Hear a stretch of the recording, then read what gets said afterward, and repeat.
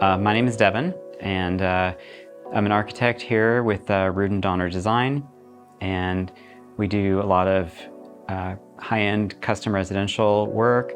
We're a small firm. We pay a lot of attention to detail, and we really like to work with our clients to give them the project that they're wanting.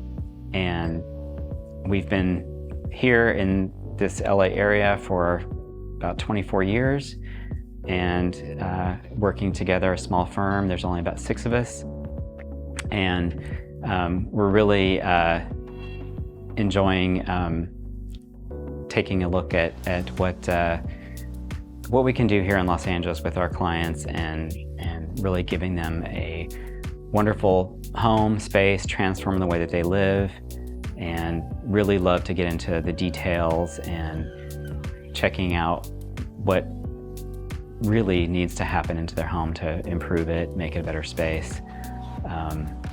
And in this particular project that we worked on here in Hollywood, we were challenged with trying to create a sense of entry in the space, and we were dealing with what used to be a carport, and there was no visual cues where the entry to the house was. So we decided to create these grand doors to kind of announce the space, and we knew that there was this great through view once the doors are open, and we really wanted to feature that. As you open the door and enter the space, you really kind of get a bit of a surprise when you open the door and you walk through and you get to see these amazing views of the valley in the background and the mountains. It's just a gorgeous view that is at that property.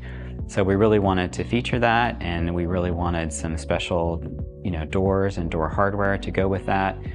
And that's why we ended up working with the FritsJurgens product, and found that it had a lot of the things we needed. We needed the door to be able to stay open.